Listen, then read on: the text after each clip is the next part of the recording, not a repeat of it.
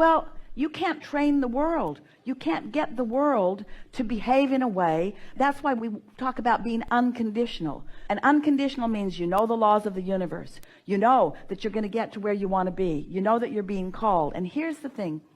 You know that path of most allowing, or that path of least resistance? I'm going to say something in a way that you have not heard before. Your journey is more fun because there's resistance on your path. It just is. It's more fun. You don't really want a straight, swift line to the things you want. You think you do. You think you do, but it's so much more interesting to figure it out as you go, to solve the resistance, to be hands-on creator, to be molding the clay, to get better and better at this, to see the results that you get. Think about it. If you were mentoring your child, Esther remembers cooking an early Thanksgiving dinner with Tracy, who was about 14 at the time. And she wasn't chopping fast enough, and she wasn't putting the butter in the butter molds fast enough, and she wasn't wiping the silverware fast enough. And Esther just kept coming up behind her and doing a little bit of whatever it was she was doing to try to hurry it along. And finally, Tracy just put the knife down and looked at her mother and said, "I'm going away." She went into another room. It was no fun to play with her mother. She couldn't get it right. Everything that she was trying to do, she couldn't be fast enough. Ooh. What an important thing for Esther to realize. In other words, she wasn't giving her an opportunity to succeed. She wasn't giving her an opportunity. The universe is giving you all of the opportunities to find your way, to get better at this, and to get better at this, and to get better at this, to satisfy yourself, to show yourself, to feel the self-satisfaction of figuring that out and doing it a little differently, because the universe will respond to whatever you've figured out. Say it again. The universe is responding to whatever you've figured out. So the universe is giving you this constant, wonderful mentoring feedback about where you are in relationship to everything you want, with no judgment whatsoever. It's like, here's where you want to be, and here's where you are. Come on, let's have fun with this. Come on, let's have fun with this. So those rascals that you want to call rascals because they seem uncooperative and they feel like they're causing you to feel negative emotion, they are actually your best teachers and your greatest gift, because what they're showing you is that they're not going to adjust for you. You're going to do the adjusting for you.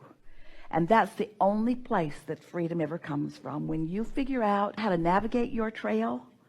And sometimes you throw resistance on it just because it's kind of fun. And sometimes you've got more resistance on your trail than you want.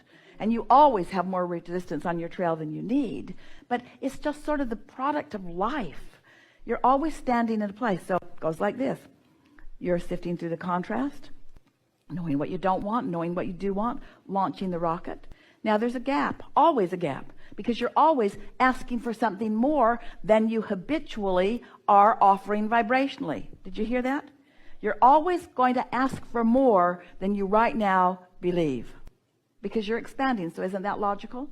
So you've asked for more, you're not up to speed, and you feel great or slight discord. Now, if you practice this for a while, it will always feel like slight discord. And since you're sensitive to your emotion and it's slight discord, there's not strong momentum, so it's easy for you to clean it up. So now you do. You think the thoughts that feel better, you soothe those thoughts, you close that gap, and now you stand in perfect alignment, and now it manifests.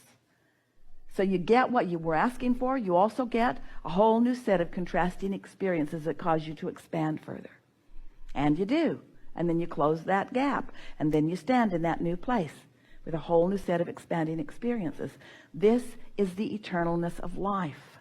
So we want you to adjust into that understanding that you're always going to be reaching for more than you're right now quite ready for. And that's the fun of life. That's learning how to navigate. That's the satisfaction of adjusting your vibration. That's the mastery that you're looking for. It's the mastery of your own emotions. It's the mastery of your own focus. But thought and emotion go together. So focus and feel, and focus and feel, and focus and feel. Focus and feel and refocus, and feel and refocus, and feel and refocus and feel. And we don't want it to sound exhausting, because it isn't, because you get this momentum going where you begin to feel invincible, because you've got this cadre of non-physical energy right there with you, flowing toward everything that you want. That feeling of invincibility is authentic, because there is nothing that cannot be orchestrated on your behalf, provided you're not blocking it with contradictory thought. Don't you love knowing that? Doesn't it make you eager to just contemplate and relax? And doesn't it make you want to just have immediate closure?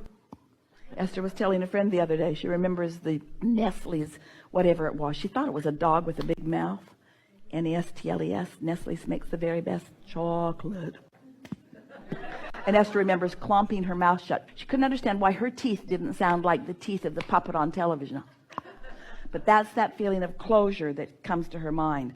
Closing my mouth, closing my mind when I'm on a track and increasing momentum that's throwing more resistance on the trail. It's so easy to do once you decide. It's easy to do once you get momentum going with you.